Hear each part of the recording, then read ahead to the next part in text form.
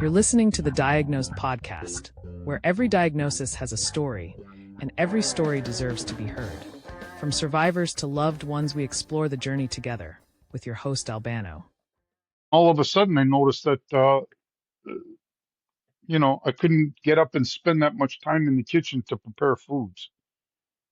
Because unfortunately, when you got to eat healthy, you got to do a lot more preparation than just, right? And so I kind of like just started making easier meals to eat. Well, the easier meals kind of came out to gaining my weight again. So, you always gain a bit more. I think I had topped out at 320 before that. And then when I went back, because my mindset wasn't there anymore, right?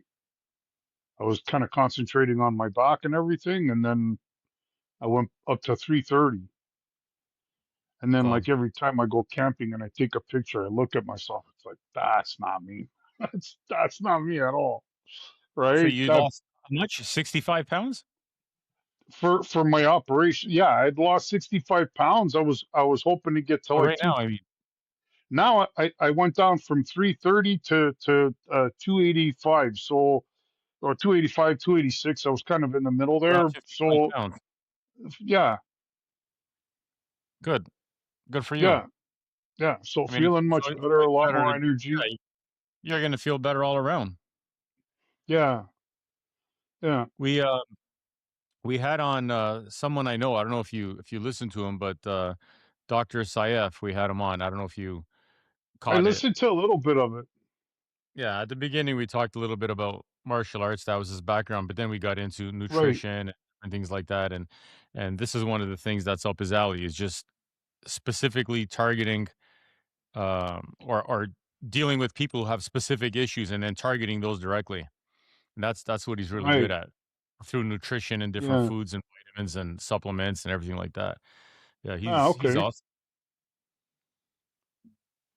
Yeah, he's awesome. That's And it was actually it was received so well that we're gonna start bringing him on every 3 months or so. yeah. I remember you were mentioning something like that, and I was kind of thinking maybe that's somebody that I could like. I mean, right now, my doctor said it pretty simple. She goes, just kind of try to live like a keto l- diet lifestyle, or someone That's right up his who has, alley. yeah, or That's someone right up who his has alley like 'cause diabetes. he promotes a lot of meat eating, a lot of anything that's been living. He promotes a lot of that. And I'm doing a lot of that, and that's one of the things that's helping a lot. Yeah, meat and fish diets and anything along those lines of carnivore and protein, high protein, and High then he kind of, protein, yeah. yeah, and then he targets it with, very specific things, what to include and what to exclude, and even how to eat and what times to eat, and he's really good. Yeah.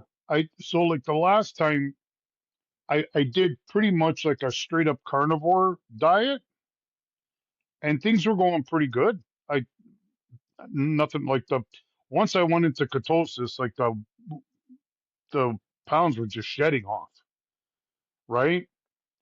Getting to ketosis was a little difficult. You get that keto fever and all that other stuff, and that was a little bit of a hump to kind of go through.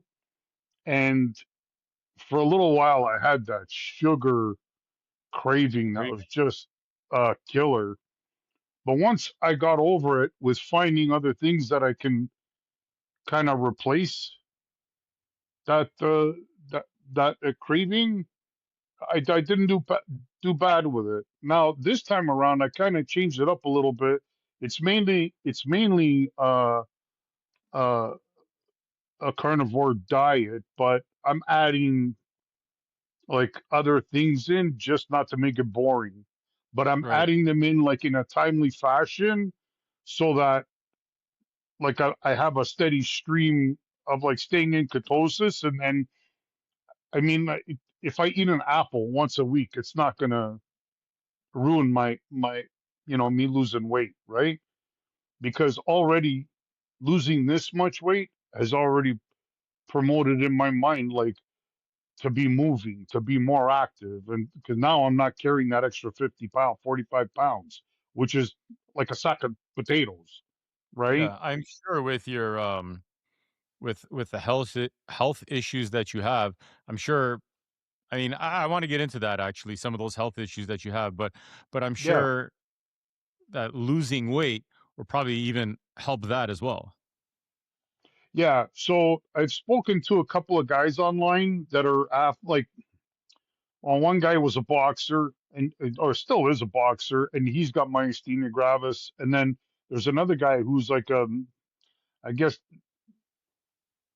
kind of like a decathlete where he does multiple sports, and he's got myasthenia gravis. And his whole thing is it's not that like he's telling you what to do, but he's just reassuring you that like don't worry, like take your time because overdoing it with myasthenia gravis can be dangerous, right? Because you don't want to put yourself in crisis. And but taking it easy and like for me, losing the weight first, so that this way when I do move more and become more active or lift weights, that the recovery isn't so punishing, right? Because Kenny, doing it with when all did you get diagnosed with myasthenia gravis? Actually, you know what? Why don't you tell me when you got diagnosed, and then also tell me exactly what it is. I have a basic understanding of what it is, but obviously you'll know a whole lot more than I do. right. So I was di- I was let's say in a like uh not legal way, I was diagnosed by my family doctor after I'd gone to see him a couple of times about what was going on. Um, and he said to me, he said, "Look, I can't diagnose you. You have to be diagnosed for something like this. It sounds like by a neurologist." He said, "But it sounds like you have myasthenia gravis." He says it's something, it's an autoimmune disease, and he says it mimics a lot of different other diseases, and that's what makes it so hard to find, right? Mm. With all the multitude of tests that you have to go through and things like that. And I guess what happened with me was uh I think it was around Christmas time, 2018. We were visiting with a cousin just to kind of, Christmas visiting, type of thing. And we were sitting around, we were talking, and as I was talking, my voice was disappearing. So my diaphragm was dying out because your diaphragm is a muscle that, and I started noticing that I was talking out of my nose. The voice was coming out of my nose more than it was my mouth. Like that At nasal that point, voice. yeah, because I was like pushing the air to come out, but it wasn't coming out from my mouth. The sound, it was being pushed out through my nose instead. Did it freak you out? Were you drinking? Yeah, yeah, yeah. Like that's not the first time I saw like there was something wrong. That started with my eyes, but that part kind of gave me alarm that oh, this is something much bigger than I originally had thought. And then that night, like right away, we kind of left because like things just started shutting down slowly. My eyes and all the weaker muscles in your body start to shut down, and your eyes, uh, I guess your voice box, things like that, right? And you And really kind of so noticed this in one night? yeah, so the very Oh, first time I saw it was about a month earlier when I was driving down the road, and apparently there was a cop behind me forever with his lights flashing, and he came to my right side, and I rolled down the window because I kind of caught him as he was going ahead of me, but I noticed he slowed down then. So I rolled down my window and he's yelling at me. He's like, "I've been behind you for 3 minutes. What the hell's your problem? This and that, this and that." I'm like, "Oh my God, I didn't even realize it." Then as soon as I was doing this, I realized like my right eye is completely shut and I didn't even know it was shut, right? So now, like, I apologized profusely, and thank God he didn't pull me over. He had an emergency. I could have gotten, God knows how many fines. But that's how So it he wasn't started. trying to pull you over. He just had his lights on and you weren't moving over. Yeah, and I wasn't moving to the left like you should do, right? Because I Yeah. wasn't seeing him in my mirror, not knowing I was paying attention to the road with my left eye, but my right eye had like just gone completely dormant. And I didn't know that muscle had shut down because when it happens, you just don't know. It's not working, right? Yeah, you're not expecting And anything you, like that.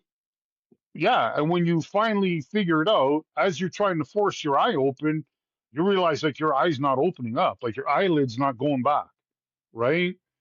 That must have been so So bizarre when you saw it. it was like the craziest thing.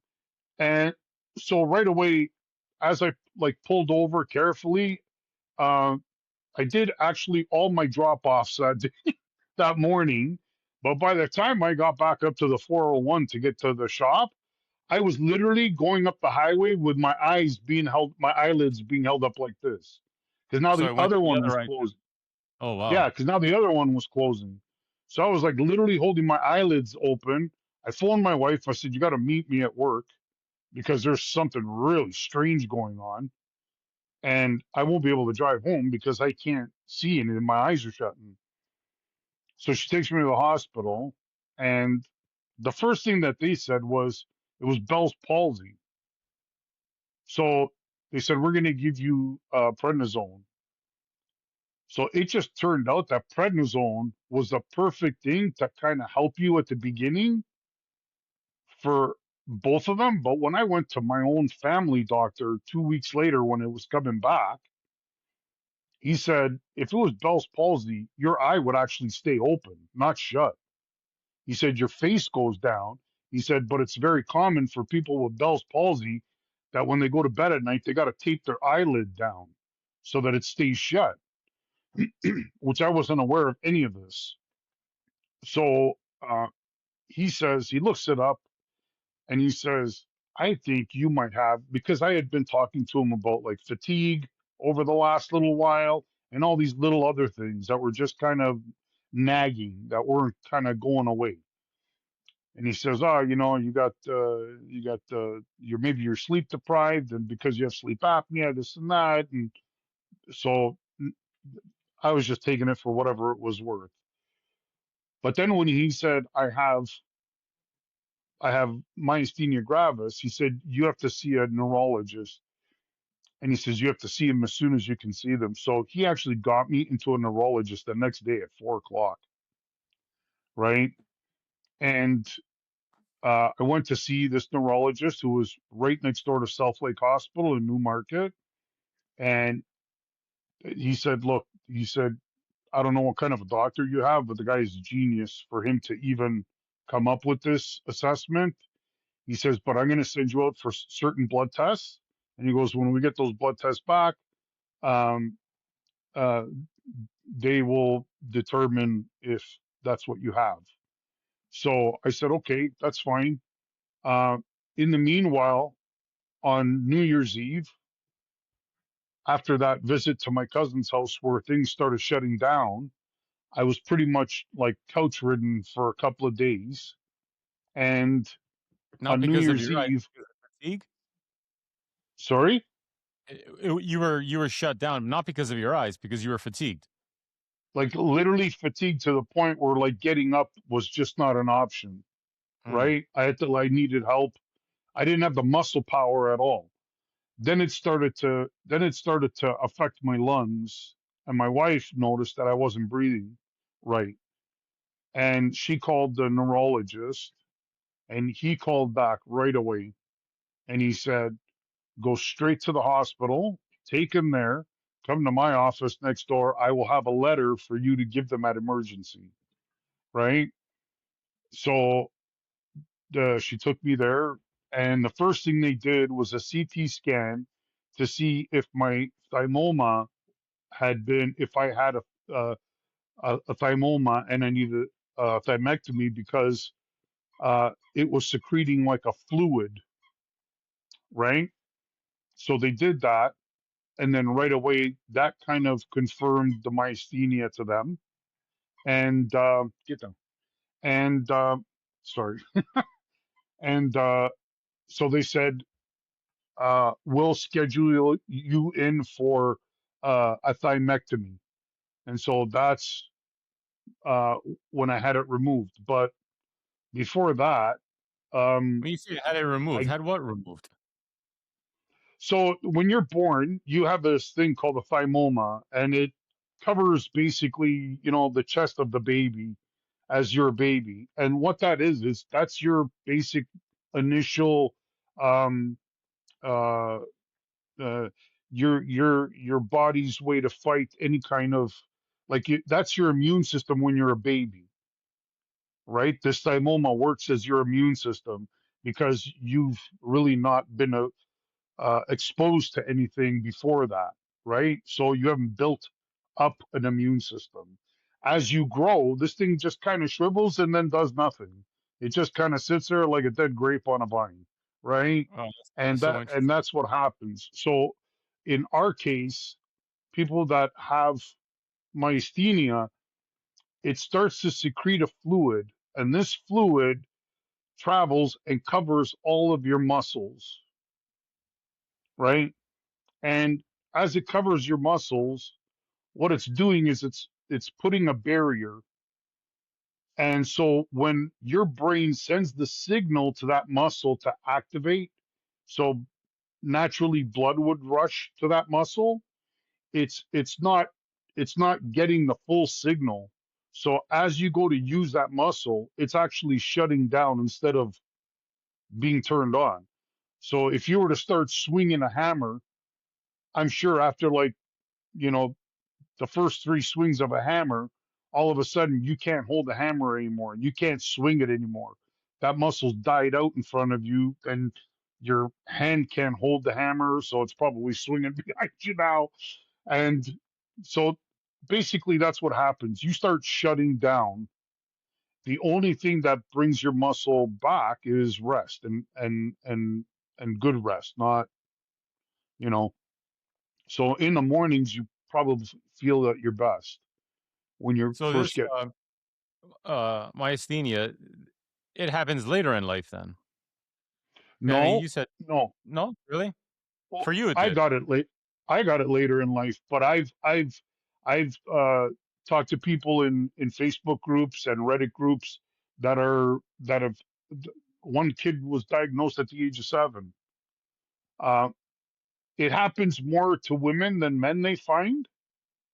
Um, as of now, they don't think that there's like a genetic thing that comes with it, because that is one of the questions I asked, because it was not ever anything that like I asked my parents, and they said we've never seen anything like this.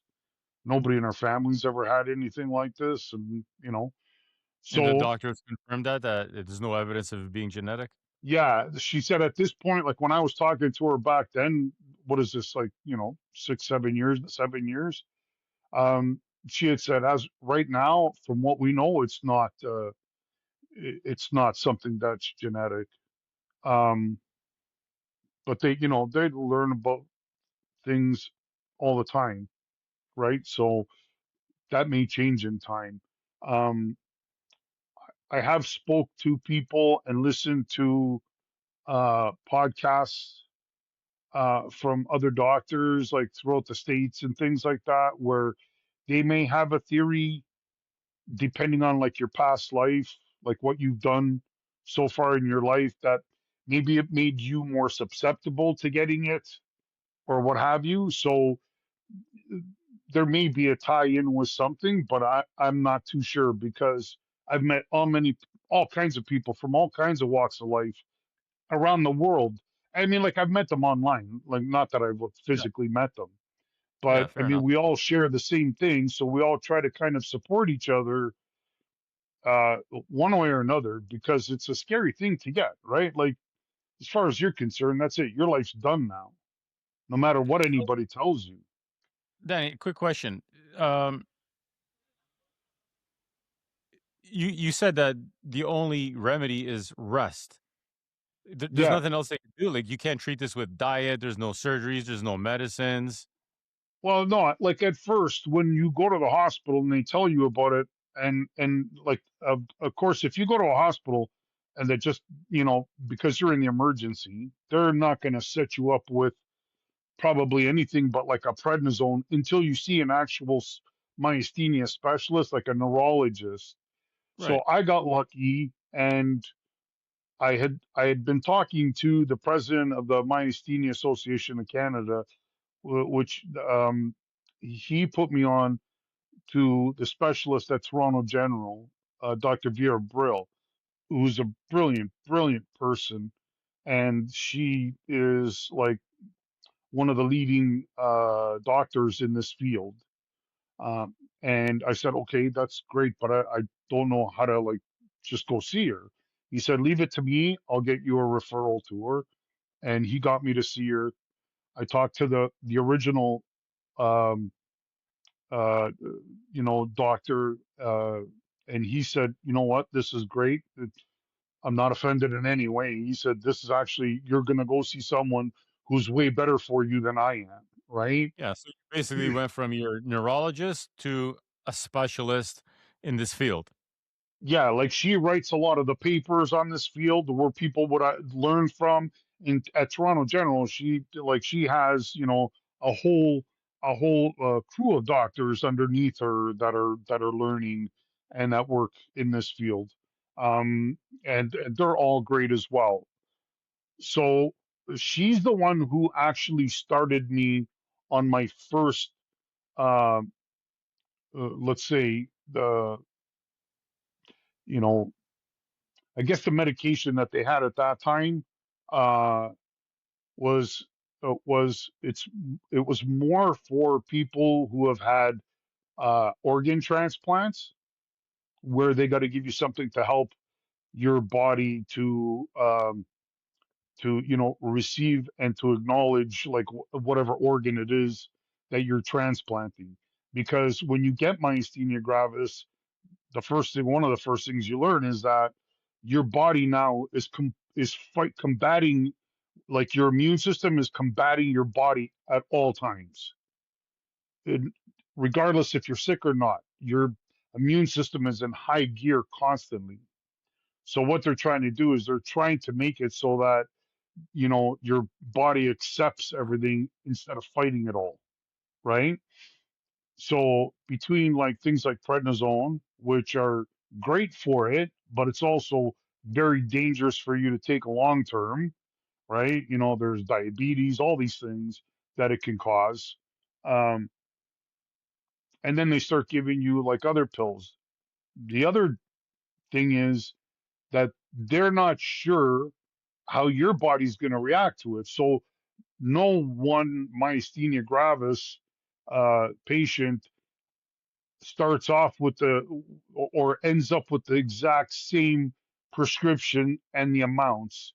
It could change from one thing to another because finding out what works for you is kind of like a you know a one step forward, two step back sometime, because the So based pills on what could you're take up saying, to. Danny, yeah, sorry, based on what you're saying, this is not like these medications they're giving you, even if they find the right meds or dosages or whatever, they're basically doing this to help you, not to cure you.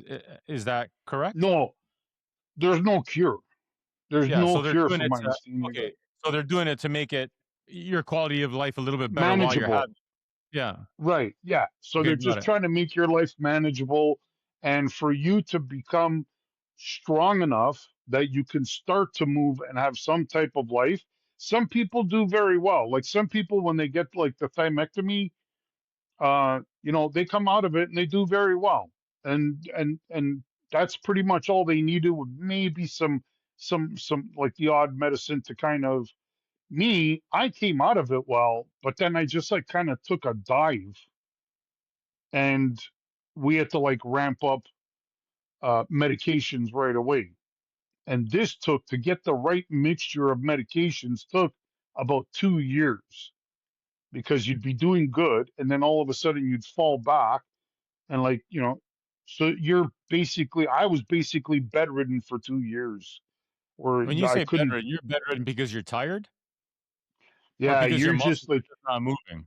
your muscles just aren't, like, you're tired, but like everything is like just shutting down. You don't have the strength to run to, like, if you have to go to brush your teeth in the morning, it's like, you know what? I'll brush my teeth when I can get when I can get up.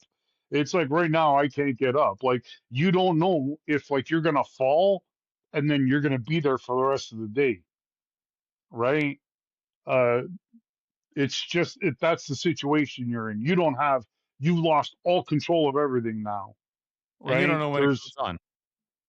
no, it's constantly going on.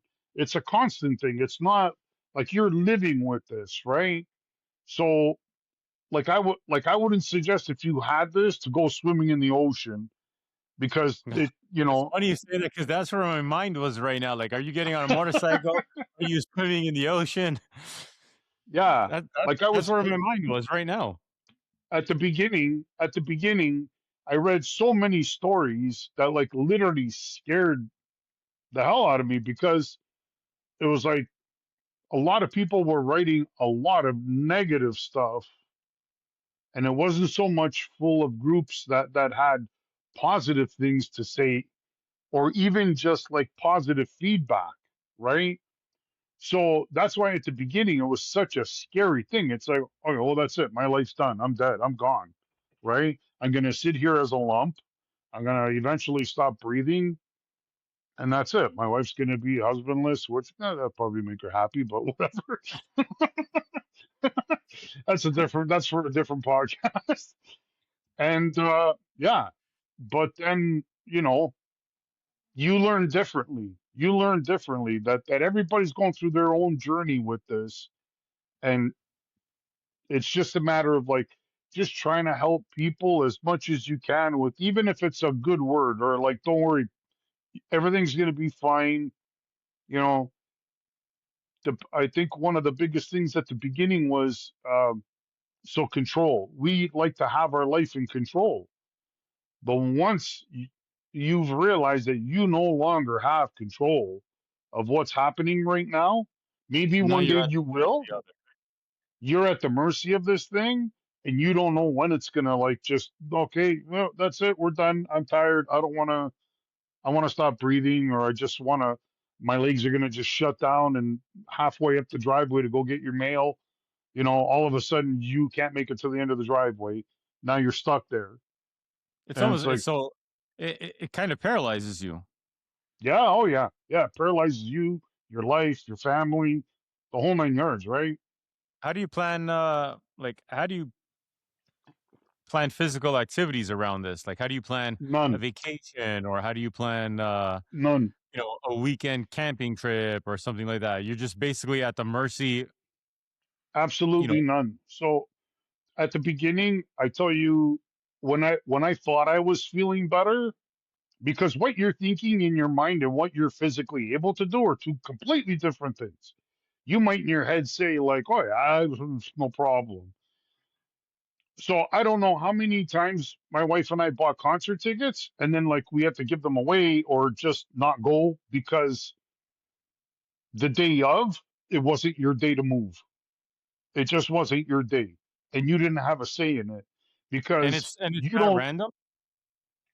It's very random. Like, a lot of days were just very random. At the beginning, I was doing an IVIG, inter so it's intravenous. It's a globulin kind of treatment, and it's basically there to kind of trick your blood. And when you first get it, you're like on a high that is just, you haven't felt this since you got sick, right? So now you're revving up so high, but then when you fall from this, it's a pretty heavy fall, right? And you don't take into consideration that you had bought tickets to go see a concert, let's say at the Molson Amphitheater or something, whatever it's called now.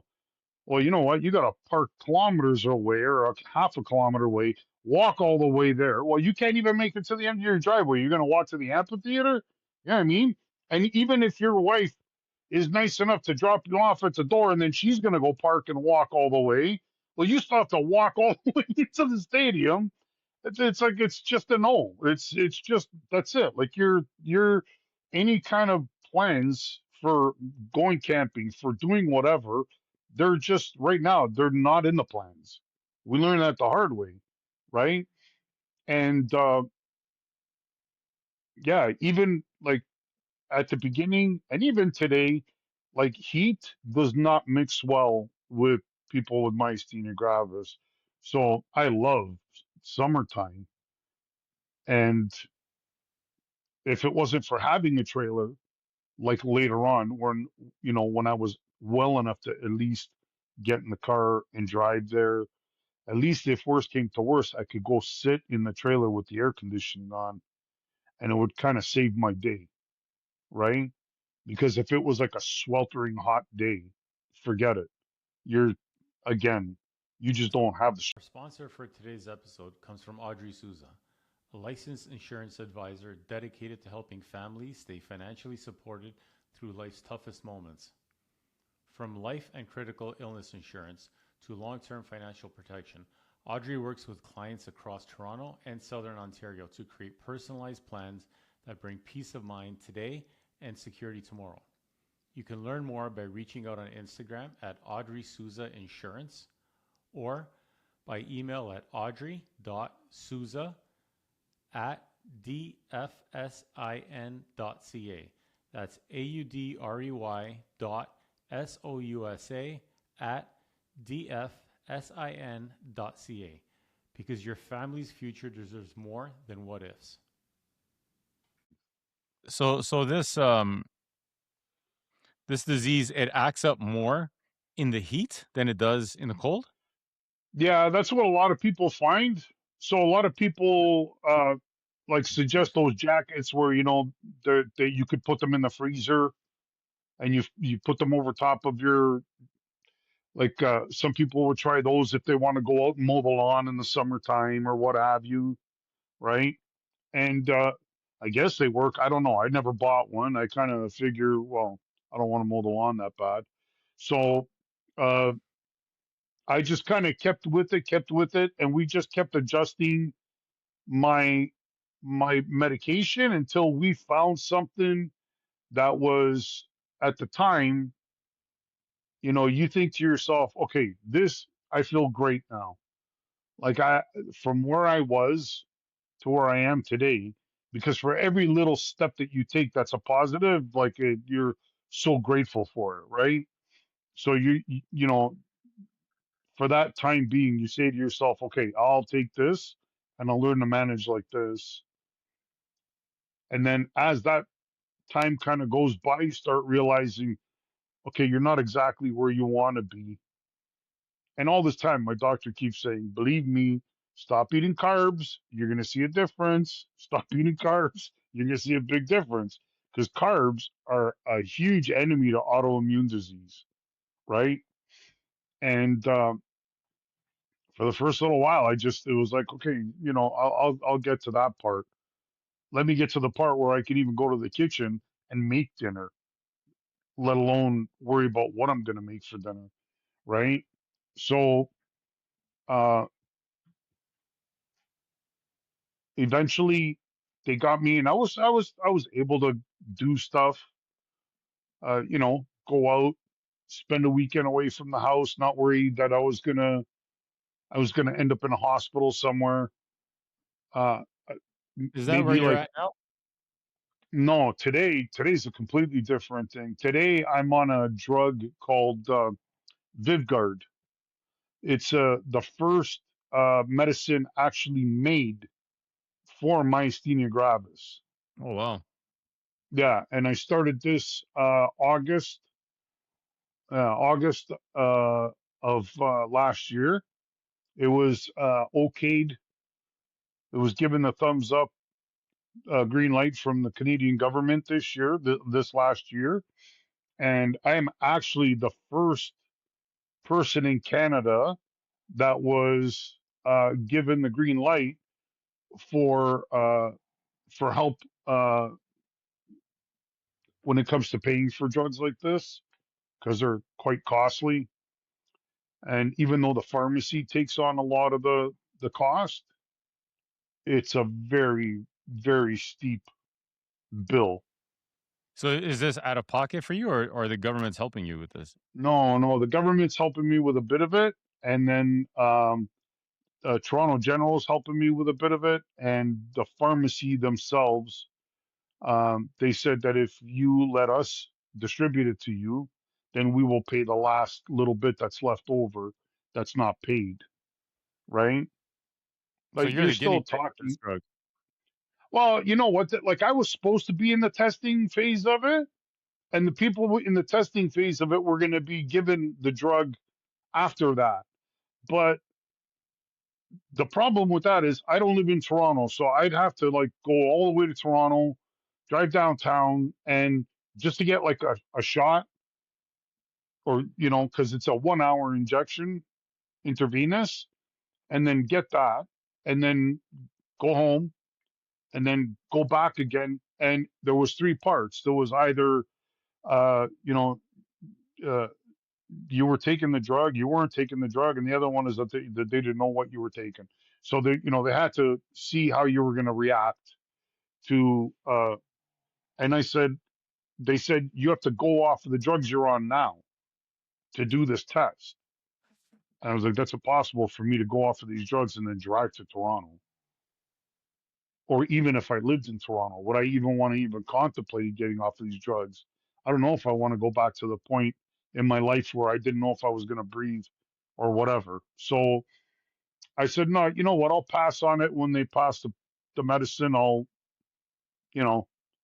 So I did see people that had finished doing the test online that were starting to take it, and they were doing well with it. And I had been reading for a couple of years because it started in Europe and then went to the States, and the results were really, really positive. And unfortunately, for some people, like um, they had side effects to the drug, like allergies or something. But I think they're working with those people to, kind of like overcome that part. Um, but they said, because like some people said after 2 weeks, oh, I feel great, this and that. Well, when I first started taking it, it wasn't like that. It was kind of like, yeah, felt good for a day or two when you gave it to me, because they were going to do 1 month on of every, so every week for 1 month, and then 1 month off. So after I did the 1 month, I noticed that I was going downhill again. I was feeling good during the first month. And so I told my doctor and the people who Bayshore, nurses come, and they take a report and ask you how you're doing and everything. And then my doctor changed it up and she said, okay, what we're going to do is we're going to give it to you every 2 weeks instead and see if that kind of keeps you So you were on that taking it level. weekly? I was taking it weekly for a month, and then I think it was 1 month or 2 months off, something like that, right? I think it was 1 month on and then 1 month off. So in September, I was going back downhill, right? Because now I'm only depending on that drug. The only other drug I'm on is, like the prednisone and the Cellcept and Imuran. Um, and they were slowly going to take those away as I was on this new drug. When the doctor said we're going to change it to every 2 weeks, that's when like the floodgates opened and it changed everything. So And that's when you then really know it's losing, just starting to work consistently. then it was like, oh my God, I'm actually going to get my life back. I'm actually going to have like the energy to go for a walk with my wife, go hiking when we go camping, go The see things we take sights. for granted, ain't Danny? Oh my God, are you kidding me? It's people who've gone through tough things in life, like cancer and things like this, or any kind of disease that like just knock you on your butt and tell you, no, no, no, no, you have no control over anything. We'll tell you when you can do this and that. When you go through something like that, every little ounce that you get, you appreciate it so much, right? So yeah, like today, it's a completely different thing. You know, I, I always said that I'd always wanted to bring my wife to Europe, right? And I thought, well, where am I going to take her to Europe? You can't just not walk around there. You can't take a cab everywhere you want to go. I don't have that kind of money. That's an expensive trip. Yeah, I mean, what are you going to do? You're going to walk. You're going to look at a building, hop in another cab, go look at another building. You're going to be in a cab all day long, right? But now with this, I can tackle stairs and not fall apart. And even if I do kind of overexert myself a little bit, I notice that once I've sat down, the recovery time is not as long as it used to be, It's right? amazing what I mean, medicines and technology and how far they've come with all these different sicknesses and Oh, diseases and everything else. It's just amazing. Like every day, yeah, every week, every month, every year, there's something new coming out. It's just getting better and better all the time. right. Yeah. Last couple of years, there's been like a lot of talk, a lot of people kind of vilifying, big meta companies and, with what happened with the virus and all that stuff. But you know what? They've done a lot more good than, you know, uh, putting everything else aside. I mean, you talk to my wife who's gone through cancer 3 times. Like she doesn't look at it like that in that sense. She kind of looks at it as if it wasn't for medication, God knows where she'd be right now, I guess right? it's a funny it's an interesting way to look at it because I mean, obviously these medicinal companies are capitalists and they're profit driven. And they want to make as much Right, money as possible. But at the same time, right. if they're not putting out a product that people want, they're not going to make anything either. So they have to put out a product that people want. They got to, they have to put out medications that are remedies for all these diseases. I mean, like they pay universities massive grants to do these studies and to develop this medication, right? So without all that money that they're putting into these universities for these scientists to find these things, and a lot of times they even find them by mistake, right? Like while they're working on one thing, it was like, I don't know if you remember in the 90s, I think it was in the 90s or the early 2000s, where they found like an antidepressant that was helping people to quit smoking. Yeah, Like so penicillin was many other another one of things those came from examples. antidepressants. Yeah, penicillin was another example. Yeah, exactly. Yeah, it was an Right. accident. Absolutely. So, it just, it, I think like everything else in life, there's like a yin and a yang. There's a good and a bad, right? I mean, you can find it in almost everything. You And, know, you could sit here and talk about the medication companies and like they're making billions of dollars. It's not, you know what? I can understand that a lot of stuff is very expensive. Like I think one of my, I might misquote this, but I think one of my treatments is something like in the neighborhood of like 60, 70,000 dollars. One cycle of my treatments. You know, I, could they give this out for cheaper for people in places that can't afford it? Because there's a lot of people with this in countries that don't have this option at all, right? Which is kind of sad because if you're getting it, why can't everybody else get it and live a nice, productive, and happy life, right? you know what I find? It's perspective because I think as human beings, we're programmed to pick out all these negatives around the world. I mean, just look at right now. You can Oh, pick out all these different tragedies around the world. And you got volcanoes erupting in Hawaii right now. You got wars going on in Russia, Ukraine. You got Gaza, Israel still kind of going back, and I think that's more on the men than not, but that's still an issue there. You got this whole Iran thing going on. You got Venezuela. You got this tragedy with Cuba that's happening right now. I mean, we can literally pick out so many things, oh, and I mean, we can wake up every day and find things to complain about, but at the end of the day, whether we agree or not, we're living in the best time in the world, in the best time in the history of the world. yeah, yeah. In a lot of ways, we are, and in a lot of ways, like a lot of people got to remember, like things like this have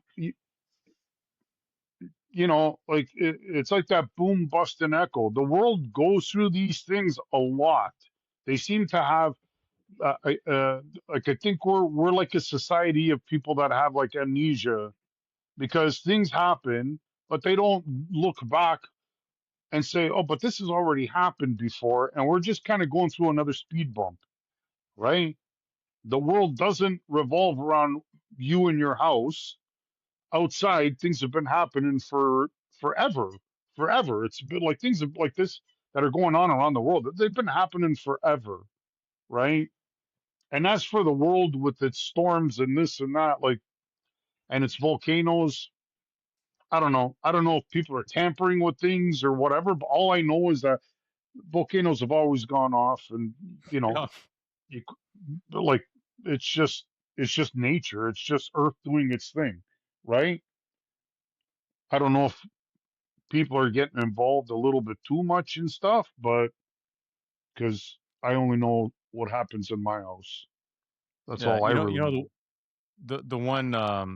the one tragedy that did just happen that I I mean I don't even know what to make of it. To be honest with you, it's a difficult conversation, but I just wanted to, now that we're just talking about all these tragedies, tragedy of a different kind, not so much these wars and climate, whether it's volcano or rains or whatever the heck is like. I mean, we just had a bunch of rain in Portugal and Spain, and that was Mm. terrible there. But I mean, these things happen all the time. But the one thing that happened more locally here for us, which had really nothing to do with any of this stuff, and I kind of just want to mention it because it's one of those things that none of these people could have predicted. Was that Tumbler Ridge, BC mass shooting? You heard about that just Oh recently? man, yeah, That that was that's that was awful. something. Yeah, That's we don't brutal. have a whole lot of these things in Canada. I mean, they have happened in the past, you Yeah, know, but but wow, when you hear about something like that, it just affected so many people still today. I mean, how did these people deal with something like that? I think when things like that happen, I think that's something that kind of stops everybody in their tracks, and everybody kind of gets on that. Like no matter what our differences are, that's not a cool thing. That's not, you know what I mean? That's just brutal. It's, I don't know. I don't have words. It's pretty sad, when Yeah, you lose people to yeah. stuff like that. I And it's think, sad that we like that there are people in this world that feel like that's something that they have to do. and that's the tough part. Is I mean, I'm no doctor, obviously, but it's pretty clear, I think, that there was a lot of mental issues going on there. For somebody to do something like that, you obviously have Yeah. to have Well, mental issues. And yeah. if I'm not Like what mistaken, I drove think you to that point? yeah, I think 8 people died. I believe maybe Yeah. two more in the family and 8 people at the school. I believe. I think those are the numbers. I could be a little bit wrong. And then I think Yeah. another 27 hospitalized with Right. injuries, critical and serious injuries, and so and that all happened in a town of 3,000 people. Yeah. Yeah. That doesn't matter the size of the town. I mean, the amount of people that got injured are the same, but it basically devastated that whole community. Is what I'm saying. Like Yeah. everybody got affected. I think But everybody in it that all town knows those people. absolutely, and it also points out that no matter where you live, big city or small town, urban, whatever, it that doesn't make a difference. Like small towns are just like a big city, but on a smaller scale, right? So there's people in these small towns that have issues like, you know, all the same. Oh, I'm gonna run away from the city. I want to go out of the country. I'm gonna get away from like drugs. I'm gonna get no. You're not getting away from drugs. You're not. I live in a small town. There's like 3,500 people. There was like 700 and change when I moved up here 8 years ago, 7 years ago, 8 years. Yeah, something like 7 years ago. Now there's 3,500. Right? It hasn't changed. Like there's nothing different between this town and the area that I grew up in Toronto. There's nothing. Like you find it's all here. It's just on a smaller scale. That's all it is. You're not Yeah. running away from anything. You're not getting away from it unless you live on an island where there's nothing. You're not running away from it, and that's like unfortunate that again. I don't know if this person had put their hand out for help from somebody, a doctor, a friend, whoever, or not, you know, not shared what was going on in their head to kind of express, this is what I'm kind of feeling and thinking of something and then actually going out and doing something. That's way two different things. You know what I mean? Right. Like to do the step as opposed to thinking of the step that's a completely different level, right? So it's a tragedy all around. The whole thing is a tragedy from the beginning to end. Yeah. But some of these things, I mean, these events, they put things in perspective for us. Yeah, absolutely. Yeah. And I don't think, like you said, doesn't matter where you live. I mean, we're not immune from this type of thing. No. So I No. mean, if I had to say one thing, it would be, you know, just be kind to people, man, because we just don't know what people are going through. That's it. That's it. Just be nice. If you could do one thing, be nice. It's free. It doesn't cost you anything. Put a smile on your face. Smiles are, like people pick up on your energy, right? You're giving off bad energy, people are gonna feed off of that. Giving off good energy and just put a smile on your face. People see that smile, you know what? Maybe it helps them put a smile on their face. Because in the long run, we're not living in a bad world. It's not like where we live is bad. We live in a fantastic country. We live with a lot of fantastic people who do incredible things every day, right? Regardless on what level you're doing them. And we have to pay homage to that, not garbage. Like the garbage, we have to pull that out of it where it's kind of, if enough people do the good thing, maybe the people that are stuck in a rut might see that one day and then just it might give them that one step or that push that they needed to say, you know what, enough of living in this swamp of negativity. I think Yeah. I'd rather just kind of because the world is what you make it. No one else is Yeah. responsible for making your world, right? It's interesting that you say that because everybody, doesn't matter who you are, everybody has problems. Everybody. Yeah, yeah, Different absolutely. levels, they come at different times of your life. And I mean, that's what this whole show is about, is exposing a lot of these things and talking about them. And the one common thing that I see, it doesn't matter what your problem is, whether you're diagnosed with cancer, um, or you have an addiction or a mental issue. There's such an importance to a positive attitude. It's just so Yeah, important. absolutely. Absolutely. Yeah. Just being nice every day and just giving that little bit of positivity over to the next person is something that is the difference between you don't know what that person's gone through that day or the night before or whatever, and that might be just a difference that somebody needs for them to kind of like get out of a you know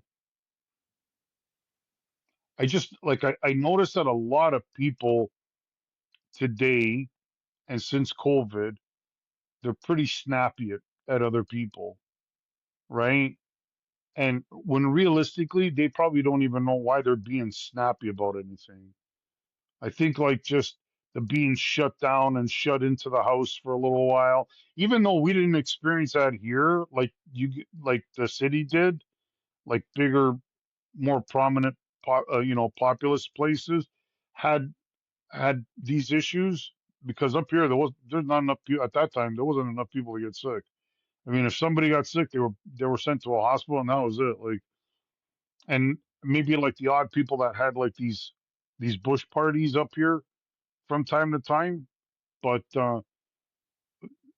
But I think just forcing people to stay in the house and not being who they are is it affected a lot of people badly, Yeah, right? I think you're right because COVID, there were many people at that time, and still now, but there are many people at that time saying we're not going to see all the negative impacts of this. I'm not talking about the physical illness of COVID. I'm talking about the No, mental no, aspect yeah, yeah, of being shut down, of absolutely, being not socializing, and kids not going to school. There was a lot of people even back then saying you're not going to see the effects of this for 2, 4, 6, 8, 10 years from now. And I personally know people where their kids um, really, really suffered at that time of not socializing, 4-year-olds, absolutely. 6-year-olds, 8-year-olds, 10-year-olds. And all of a sudden they're not socializing for 12, 18, 24 months. They're not going to school or whatever it is. That's part of growing up, whether you're a kid or even people at work. I mean, it's just socializing is a big, big thing in our life, whether we like it or not, It's a whether we very understand healthy it. thing. Yeah. I think it's a very healthy thing, and that's part of what helps people to learn acceptance, right? Because just even having a chat with somebody, just like even like at your local watering hole or whatever, that like after work you would go there for a beer and maybe play like a shoot a game of pool with somebody you don't even know. Like, you know what I mean? Like, you just met them, they got off of work, they're having a beer, you just start chatting or something. Maybe you see something on the screen in front of you, and like it just brings up a conversation before you know. It's like not everybody has to be on the same page in this world where when it comes to like, I like this and you like that, and that's fine. If you were, you'd be a robot, and that's a sucky world, right? But the thing is, now we're not accepting anybody. You know what I mean? Like if you don't fit into this box, and it's like I don't know. I didn't ever think there was a box you had to fit in. Yeah. There's so much identity politics that happens right now. And I think, Ugh, I don't know, I can't help but think it's by design, but a lot of these politicians just label so many people and put so many people in groups. And, man, I don't know. I don't know if it's social media or if it's the politicians or if it's a combination because I find that aspect of it, like identity politics, we really didn't have much when we were growing up. Like when I was growing up and in high school, I mean, yeah, you might have had your jocks and your whatever, your musicians or whatever, and kind of little subgroups, but there was no animosity between anybody. It was just you didn't no, label anybody. It was no, all just easy going. You just had different interests. Right now, if you have a that's it different interest, you're labeled as something. If you exactly. don't think the And like same way, now, you're labeled as something. and now, like everybody's talking in this code. There's always like catchphrases and stuff like that, and it's like I don't understand half of this English. Like, what is it you're talking about? You're saying sentences and catchphrases that just to me don't make any sense whatsoever. Because what you're doing is exactly you're labeling somebody some way, right? And depending on what kind of label that is, all of a sudden other people kind of catch it. Oh, he's one of these people. It's like, well, what does that mean? He's one of these people. Yeah, Like it's an it doesn't ideology, and like you can't dissent from that ideology, or you just get no, labeled that's something. not that's not cool at all. Yeah, The when were people people who are not allowed doing to the think people differently? the people that are doing things like that are people that need to look in the mirror. They don't Yeah, have to worry about what everybody else is doing. That's another thing. Like, you know what? There's a lot that comes with the words mind your own business. Just do whatever you got to do because we live in a world where everybody should have the freedom to do whatever they want to do as long as they're not hurting another human being. You have these freedoms to say whatever you want, when you want, and how you want, right? And people that are telling people the opposite, you got to kind of like sit back and just kind of like you don't have a place in this world to tell people what you can and can't do. yeah. You know what Nobody I has mean? a right not to be offended about something. I think that's the thing, right? Yeah, absolutely. Yeah, and this whole offense thing, that's you know what the like everybody that doesn't fit into a box, they're either Hitler or they're offensive or they try to like what do they call it? Canceling? Well, how do you cancel somebody? What do you mean you cancel them? You know what I mean? It's like, like, don't throw stones in glass houses, eh? Because it wouldn't take long for someone to find out, like the skeletons in your closet if they started digging. Everybody's got some kind of skeleton of something. So just like leave it alone. Worry about your own skeletons, worry about your own life, and do your own thing, right? No one's going to prosecute you for being any sexual preference or anything. Just leave it. Just Yeah. leave it. Just live your life. Do your thing. I mean, if you got to go down to like Nathan Phillips Square and dance in the water fountain, go do it. Who cares? No one's going to bother you. Leave it alone. Just let people do whatever they want, man. Like in the 80s, we didn't think about this stuff at all. The 90s, we No. didn't think about this stuff at all. Yeah, that's what I was saying. But There like was no since such thing COVID, when we it's were growing been up. brutal. Identity politics wasn't a thing back then. I mean, it's relatively new, but the term is relatively new. But even back then, it just really didn't exist. I mean, uh, Yeah, like if it did, it was so micro that it was insignificant. Today, it's on a big scale. Everyone is just broken up into different categories. It doesn't matter if you're broken up into age categories, gender categories, religion categories, political categories. Geez, you can't even talk to people if they like a different sports team. I mean, everything's just so messed up. yeah, exactly. To me, it's incredible that people are just on, like, some people are on this high where they're just, I don't know, like maybe they just got out of their parents' basement after 30 years of hibernation or 13. I don't understand what it is. And like, they've never lived a life. And now they're out here telling people that are trying to live their life what to do. And it's like, nah, you know You know, what? Just do your you know, thing. I'll do mine and we'll kind of see each other at the concert. How's that? yeah, we respect our differences, and that's it. That's it. Go sing that song together and forget about the differences after. We can't even do that nowadays. Yeah. Yeah. No, that's, I kind of got caught up in a little bit of it on Facebook for a while. Um, and I was starting to not really like the way I was feeling. It's like, wow, this is like a really negative, bad kind of way to like think, right? Because my whole life I was kind of like just a free guy. Just live your life the way you want. I never cared what anybody was or what they liked, or it's like, you like that? Cool. Do it. You know what I mean? Just don't have sex with sheep in the middle of the road. We're good. You know what I mean? I don't care. Do Take whatever them you off to want. the side in the field where they fall. Take them off, go to the park, do whatever in your living room. I don't care. But when you're on the street and you're with everybody else, just be respectful of everybody's things that they're doing. And they're not harming anybody. No one's harming anybody. No one's, you know what I mean? And the people that are harming people, it seem to be the ones that are getting away with murder. You know what I find nowadays that I I I mean I think that it's hard to pinpoint something specific as to what caused all of this. Social media Yeah, definitely sure is it is. for sure social media, like you just said. I mean, sometimes you just get caught up in these algorithms and they keep feeding you stuff, and you just, you know, Yeah, it just kind of manifests itself until you catch yourself.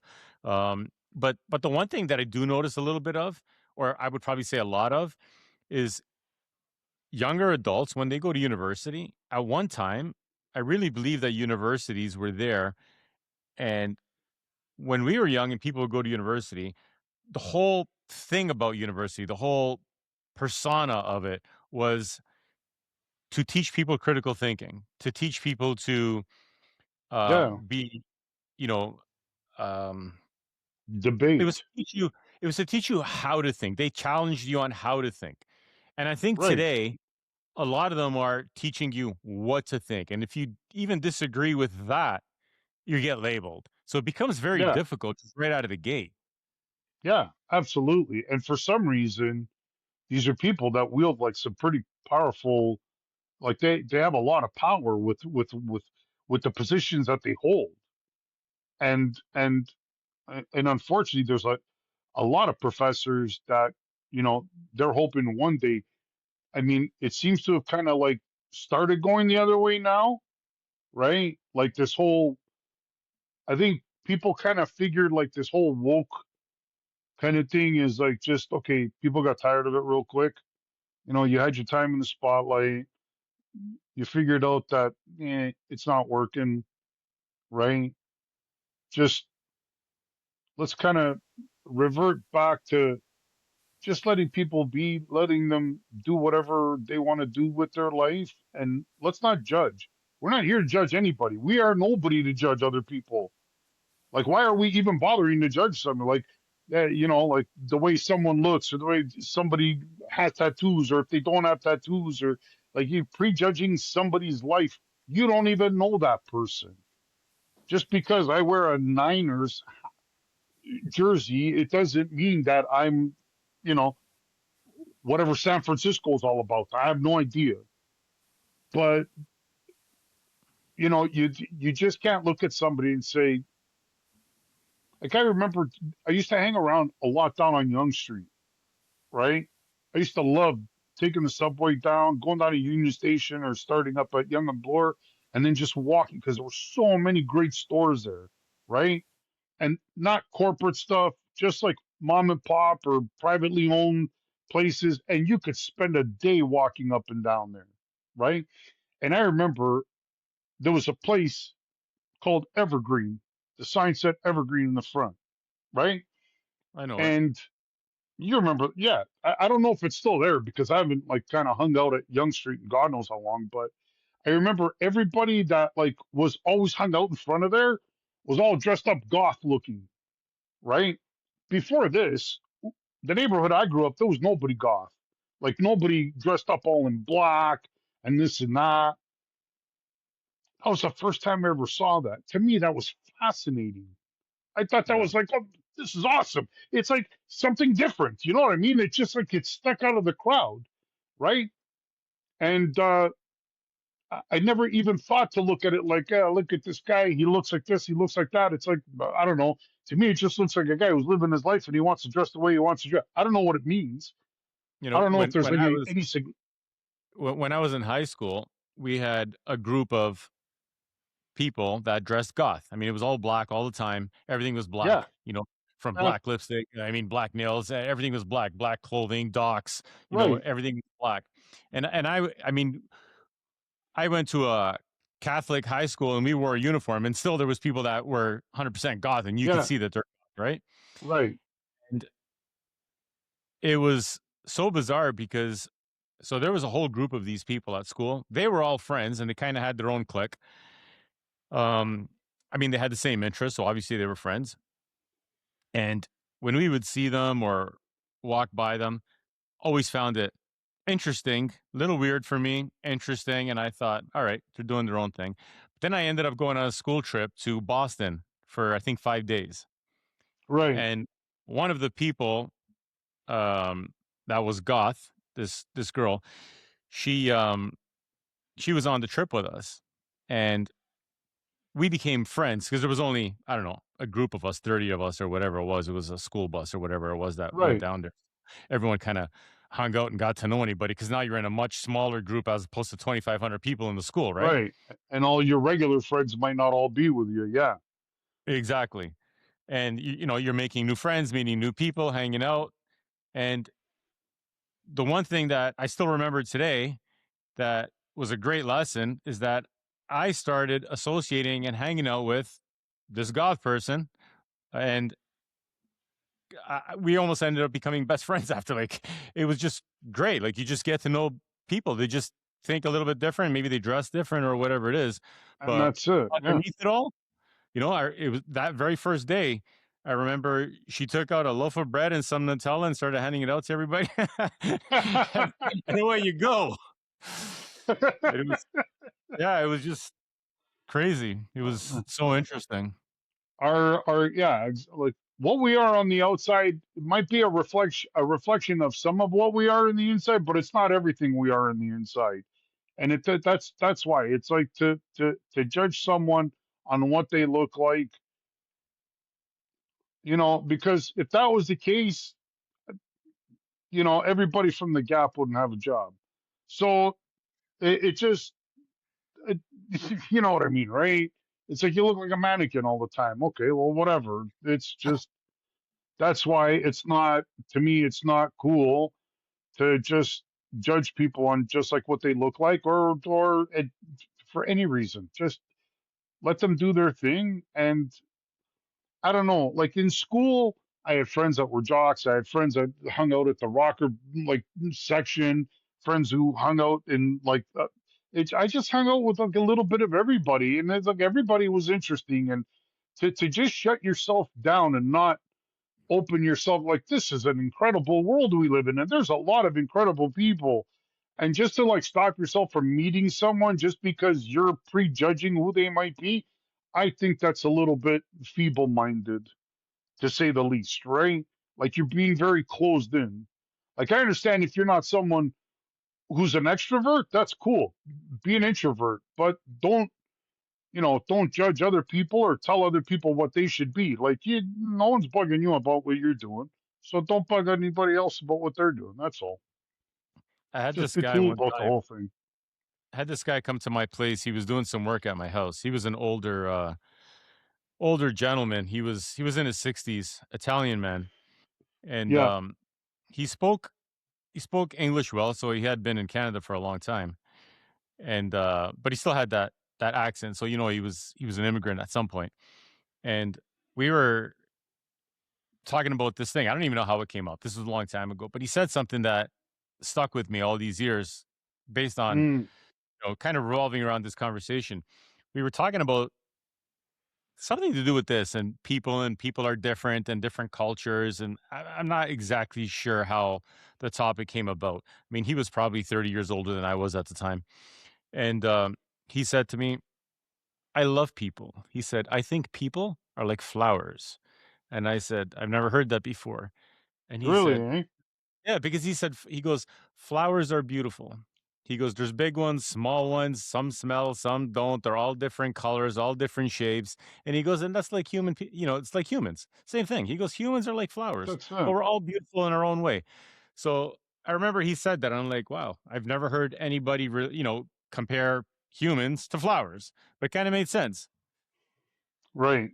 Yeah. Well, I think a lot of people don't understand how much we actually do have in common with other cultures, just because we might do something a little bit differently. Like because up here, the majority of the population up here is Mennonites, right? Well, what do I know from Mennonites? I know the movie Witness. That's what I know about, like, Amish and Mennonites, and apparently they own a lot of candles and don't have electricity and whatever. Other than that, they're pretty nice people, right?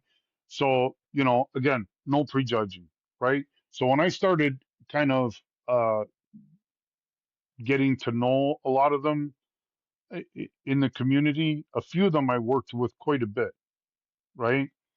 And once I started working with them for a little while, I felt comfortable to start asking some questions, especially when I noticed that they were starting to do so. So coming back from an Italian background, right?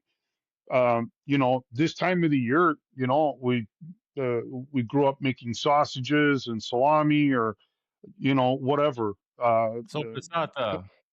capicola, sopressata, stuff like that. Then, like in the fall, you would be doing your jarred stuff, right? And then one year, I remember driving this one guy, and he says to me, he goes, "Can you bring a trailer if I rent a trailer from somebody?" I said, "Yeah, absolutely." He goes, "We got to bring back like 10 pigs, This right?" is And a I said, Mennonite. "For yeah." And I said, Okay. "Oh, what are you doing?" And he said, "Oh, every year we make head cheese, and we make sauce, like salami and hams and this and that." And so right away, you find a common ground now. You've just found a common something that I would have never have thought, for whatever reason, because again, I don't prejudge who these people are and what they do, so I have no idea. And so now we have something a little bit in common that we can have a conversation about, right? Because they're very quiet people. Like, they don't reveal much about anything, right? It's all pretty general conversation for the most part. And yeah, like, it's just it brings you closer because now, you know, then I started asking about like weddings when they get married. Like, what are your weddings like? Because they would book me to take them to a wedding, but it was like at 7 o'clock in the morning, right? So I'd show up at these people's homes with, full of a family in the van. I dropped them off, and it'd be like all the women in that whole family would be all set up at the like near the front door where you would pull up with your vehicle.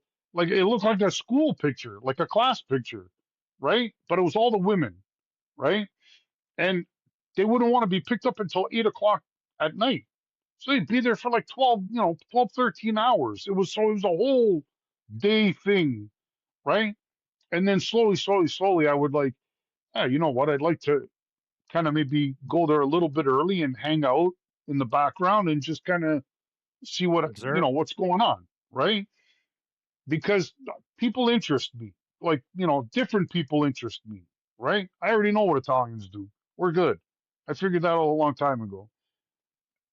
I know what like Canadians do. They're, well, what we grew up as knowing as Canadians, right?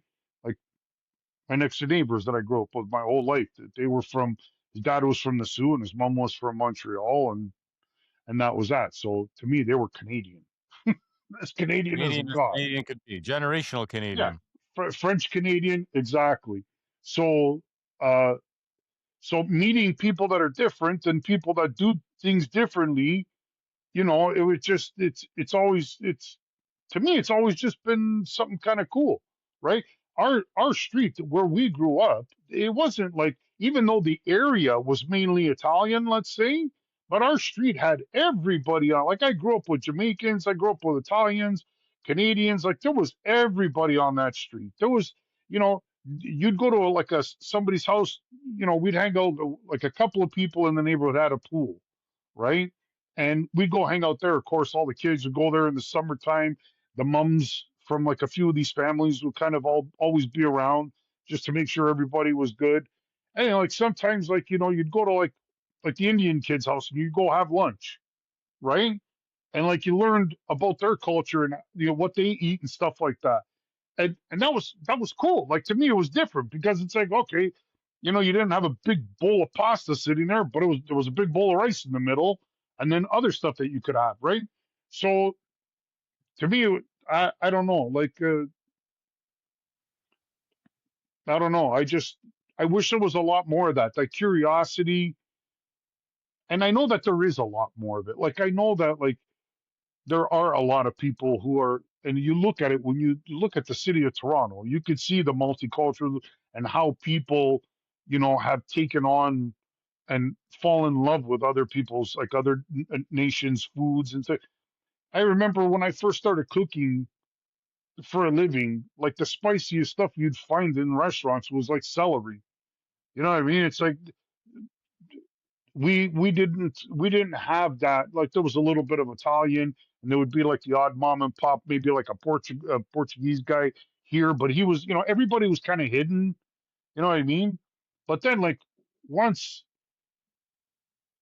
things started coming to light, and people started opening up more restaurants and maybe a little bit of fusion where they mixed one kind of food with other.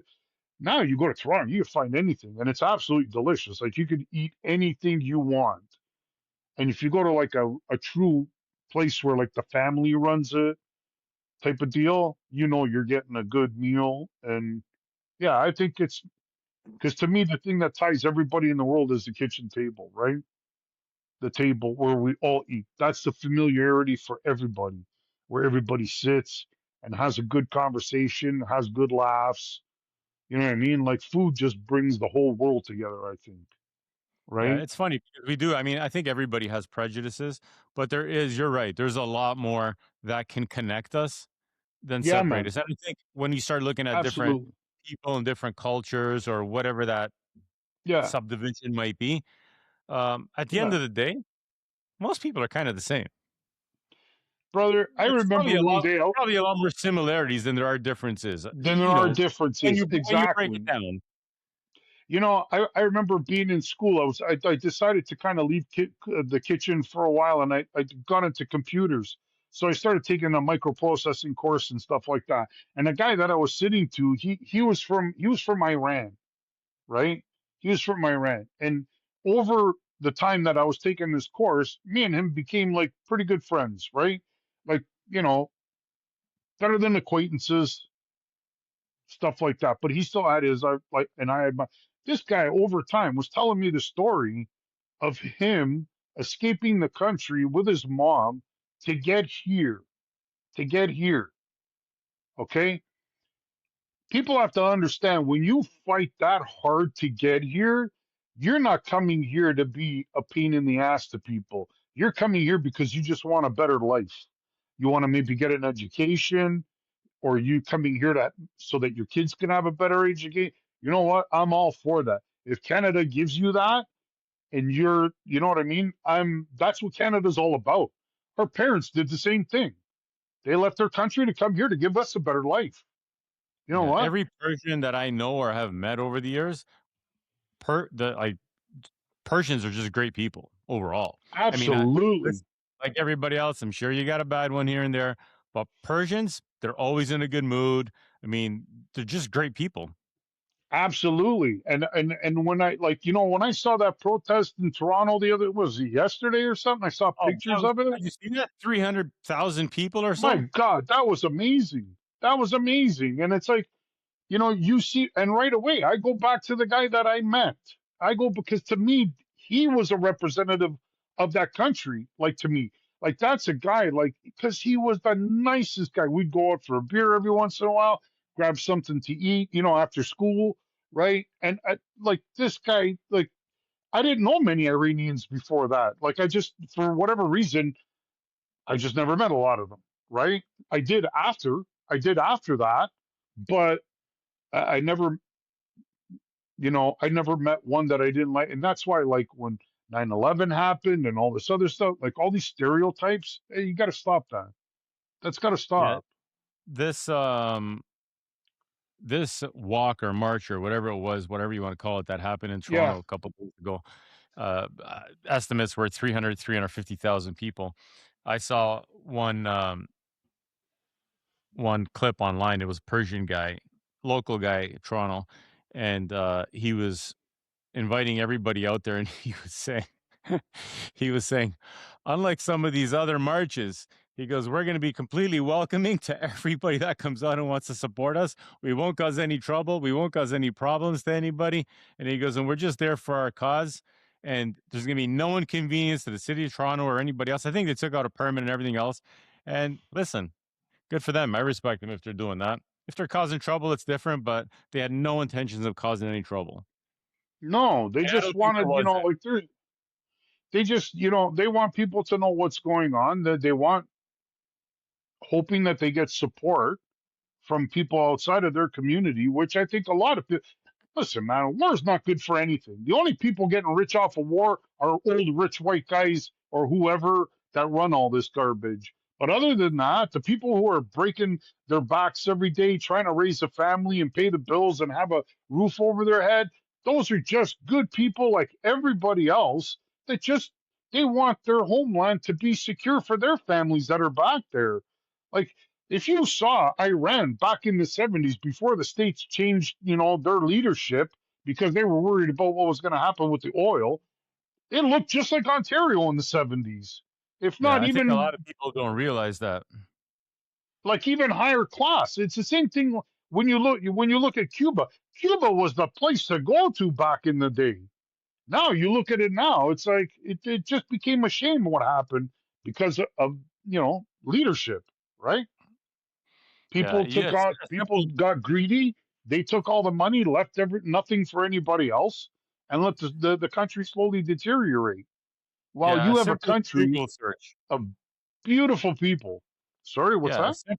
I was gonna say a simple Google search. Like if somebody just Googles Yeah. Iran pre 1975 and 79 when their revolution happened. I mean, it My was one of the God. nicest places in the Middle East. Beautiful. Americans used to go there Absolutely. on vacation, and Americans used to send their kids there in university.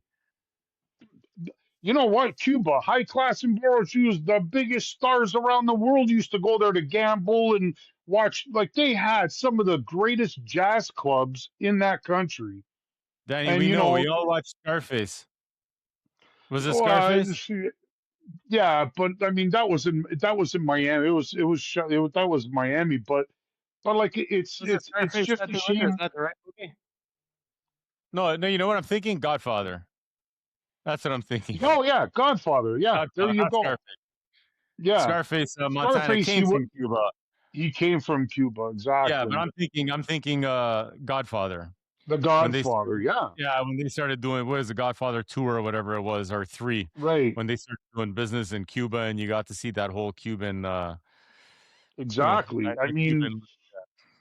it's when I see like it makes you realize how fragile a world we live in. Like that, if it's like people who think in their mind like my house would never get robbed. Well, it's like, well, you know what? My mom used to think the same thing until her house got robbed, right? Yeah, You don't think something's going to happen until it happens. Well, you know what?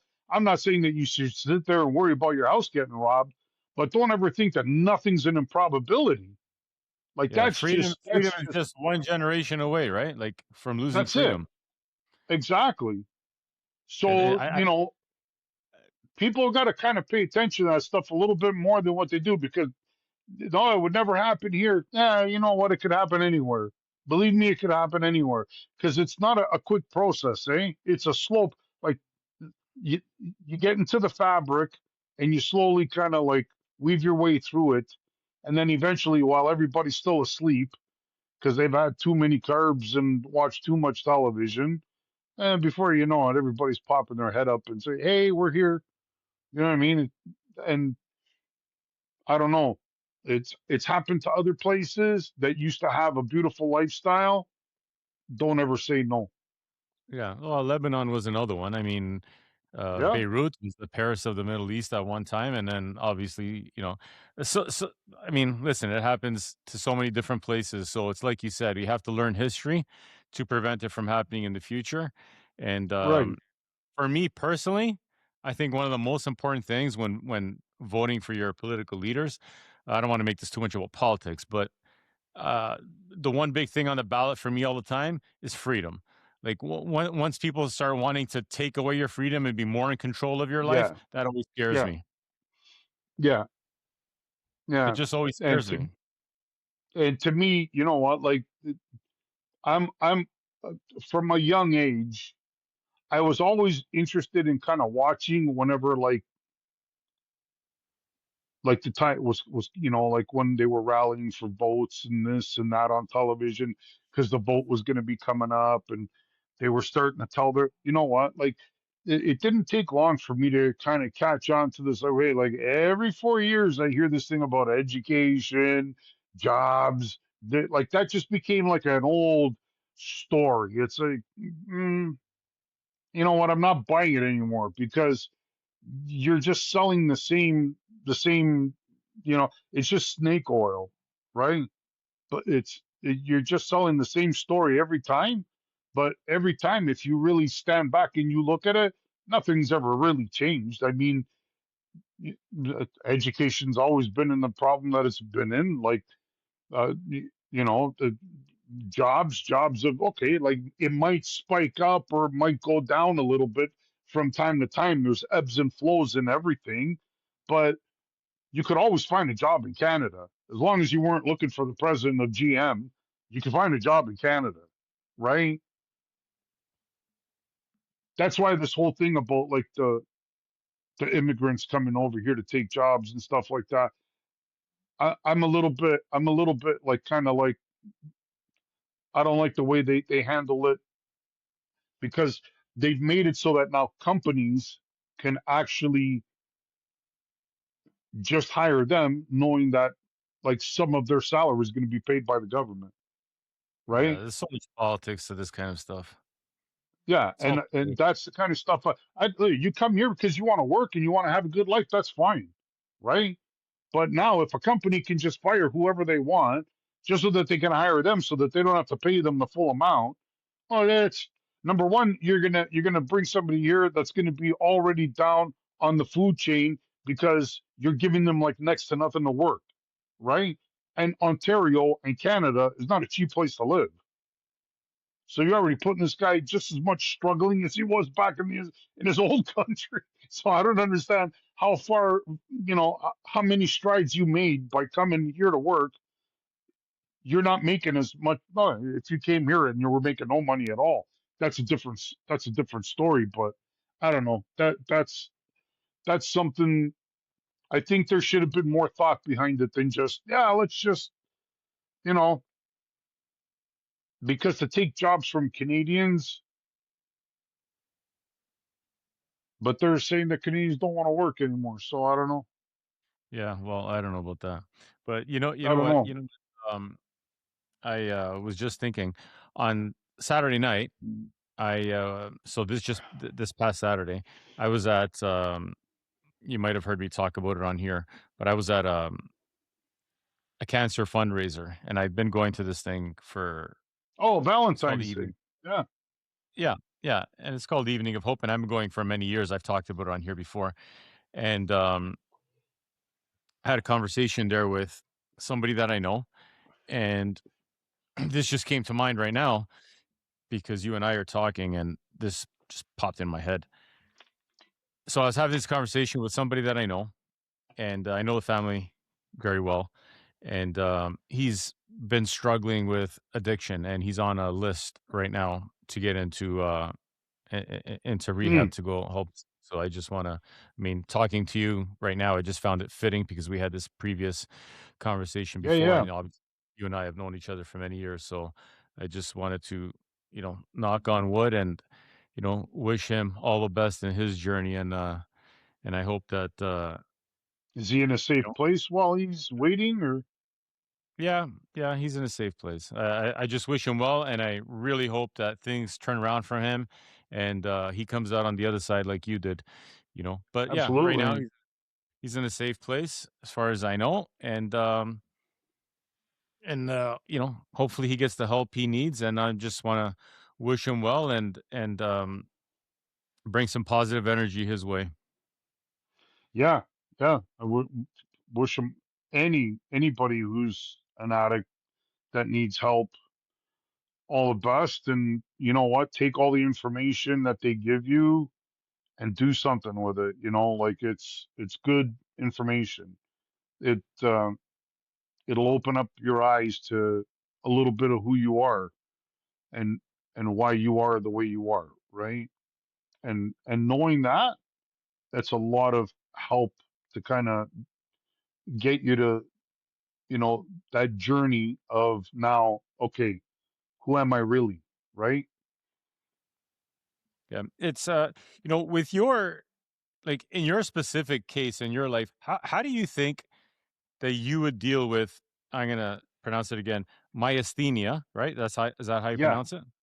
yeah, How do yeah. you think how do you think you would have dealt with that had you still been using? Because those two together, I mean, if you're under that influence and then all of a sudden you get thrown this medical condition, I mean, as far as I can see it, you got to be so grateful that you conquered one in order to deal with the other. Like the timing was separated.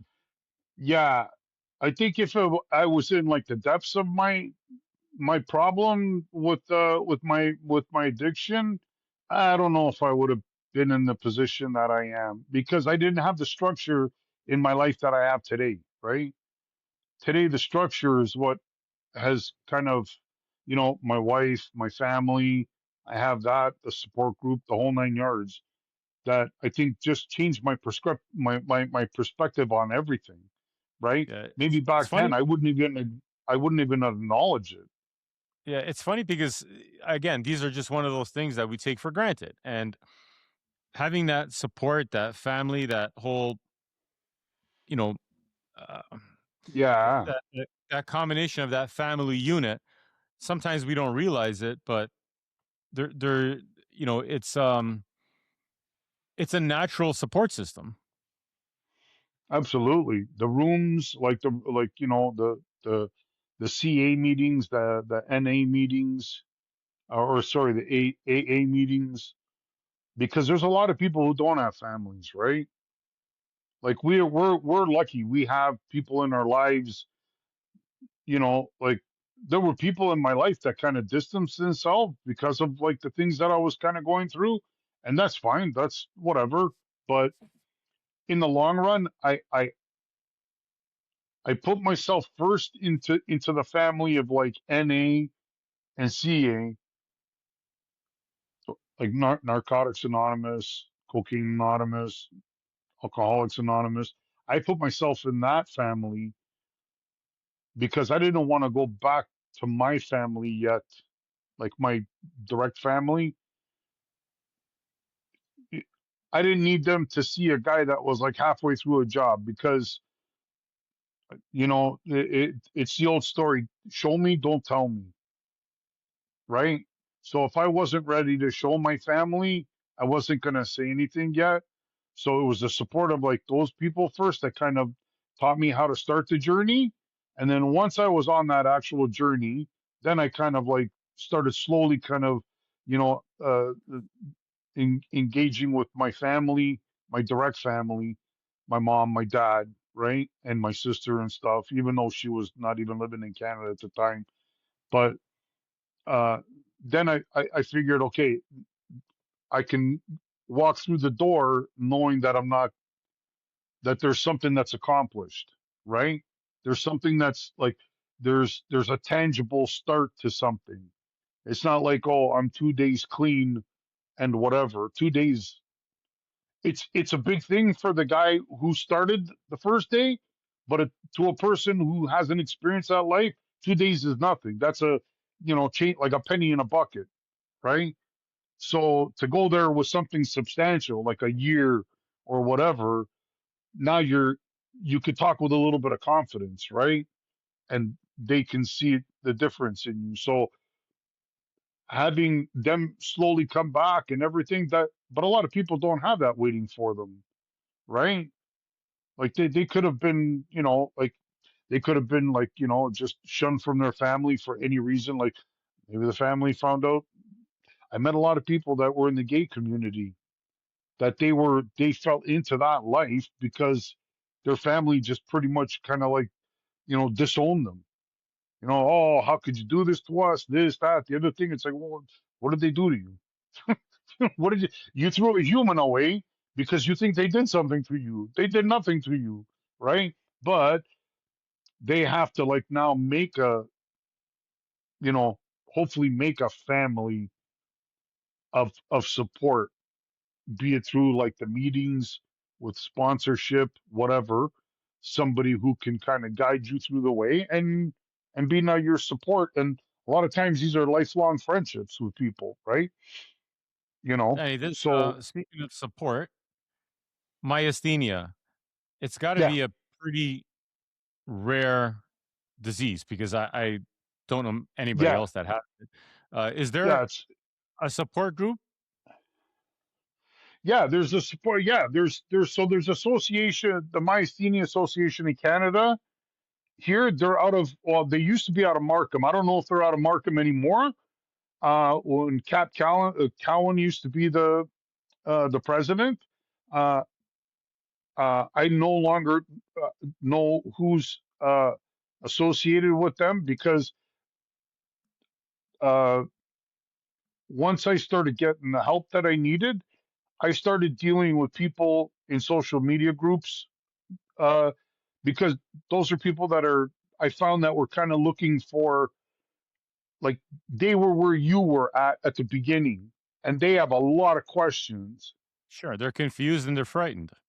Right. So I thought that it would my place in this would be the best to kind of like just let them know, don't be afraid. Just, take your time. It's not easy to get a doctor, but like once you get one, just take your time. Don't think everything's gonna change in a day, but just know that it will change and it will get better and you will have a life. So, just that's what I like. You know what? One day, because we suffer with cramps, right? We suffer with cramps.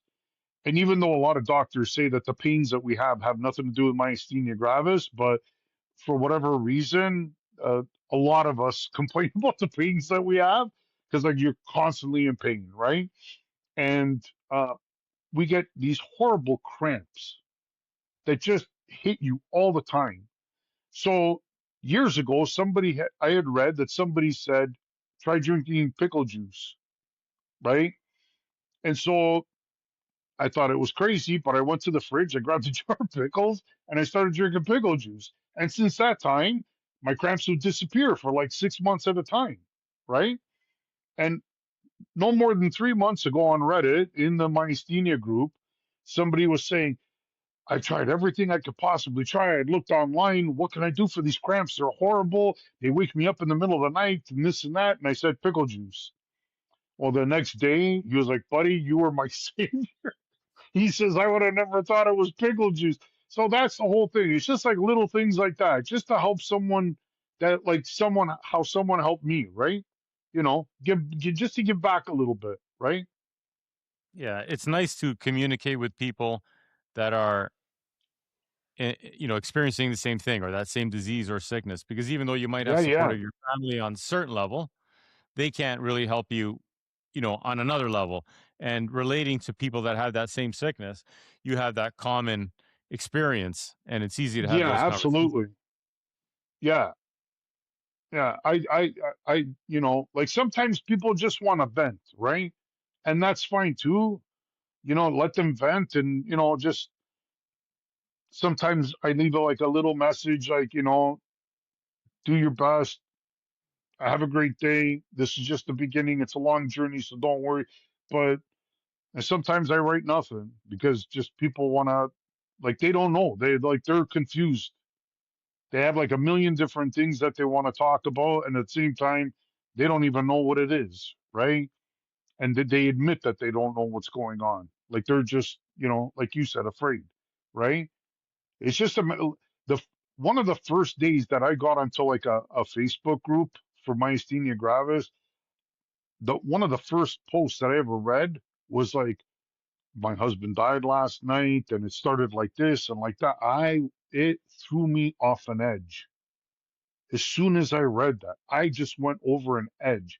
I went into a deep depression, deep depression, where I started saying ludicrous things to my family. Like, I thought that was it. Like, this is like I'm getting ready to die, right? And then It was slowly, probably slowly, slow, one of 100 messages, and you got that first one. and I just saw that one there, right? And then like I didn't go back to that group. Like I actually left the group immediately and didn't go back to it until my head was ready to understand what's happening. Then when I went back to it, I was noticing that it's not just doom and gloom, right? It's just even people just sharing their experience, and that maybe that whatever they're sharing would give a little bit of positivity to the next guy in line, right? And then there's like stories like you get from other people from around the world that are like, you know, uh, my doctor said to put me on this pill, but I got to travel 2 hours on a bike if I have to get this pill. And it's like your heart goes out to these people. It's like heartbreaking. It's like, oh my God, come to my house. I'll give you all the pills you want. I don't know what to tell you. Like you just want to help everybody, right? But you can't. And even in the States for a little while, it was touch and go when it came to people with myasthenia, right? Because like when Trump came in the first time, I think they switched up the way like insurance companies were covering certain things and not, and like the price just shot through the roof, right? On some of the pills that we take. Like, what are you gonna do? Like, I don't know. I don't have the answer to everything. I just, let's like say whoever wants to see somebody die of cancer. Nobody. You wish there was just a, like there was a treatment for everybody. Everybody would get better, and we just go on living our lives. Like that's the reality. But the reality is that life punches you in the face a lot, right? Like real life punches you in the face a lot. Yeah, It's that's it's a just life. shame. Yeah. And unfortunately, sometimes those punches actually make you a tougher, better person. I believe that. Yeah. Yeah. I think adversity is a huge thing that a lot of people today, they don't want it in their lives. They're afraid of adversity. They don't want to hit it head on, but they don't I think understand that. that's a shame because Yeah, that's a whole nother conversation that everybody wants to coddle, you know, coddle their kids or coddle, everybody. Like, I just don't think it's a healthy thing. People need adversity. It's part of life. How are you going to learn to deal with things in life? Because yeah, people are going to have adversity whether you like it or not. It's just going to happen. And if you exactly. shelter people, everyone getting a participation trophy and people don't know how to win and they don't know how to lose and everyone's coddling them, they're not allowed to get hurt. And like, I just don't think that's healthy. Yeah. No, I don't think that's healthy either. Like, competition is good for people, sports competition. You know what I I mean? think so. I say it all the time. It's worked great for people and it's made great people in this world, right? Yeah. I mean, like like watching the Olympics this last, 1 week or two, like it just, I love watching it, right? I love watching competition. And it doesn't mean like, you know what, I'll never turn on the TV and look for speed skating in the middle of the year. But it's like at that time of the year, like you're watching the best in the world, right? So that's what you want to see. And I've really liked the way like the competitors treat each other after the race. Because even today, like there's a big respect amongst people that are great at something because they know what it takes to get there. You know what I mean? So I Yeah. think the respect level is a completely different thing. Yeah. And There's a I don't know. camaraderie. I like the Olympics. It's been a lot of fun. And you know what? It's good that there's still people out there that are doing that competition and doing that thing because I don't know. We can't lose that. Like I think they should lose hockey, and we're we don't keep score anymore. Yeah, lose that. You know what? Because the kids are keeping score in their head. Believe me, the kids are keeping score in their head. They Okay. know how many goals have been scored. I have an interesting fact or stat or whatever you want to call it, something that I just read about these Olympics. And this has nothing to do with sportsmanship or Yep. adversity or anything like that. But you brought up the Olympics, and this just came into my head, and I thought it was so interesting when I read this. I'm like, okay. So in the first 3 days of the Olympics, so you know how everybody in the Olympics, all the athletes are in the Olympic Village. So they Yeah. build a village. Yeah.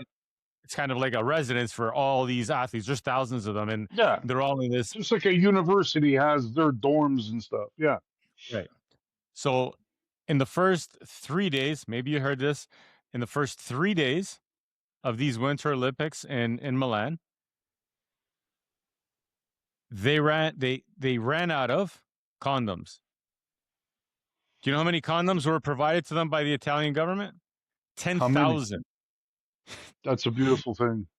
They went through them in 3 days. The athletes That's were a beautiful complaining. thing. Get them another 10.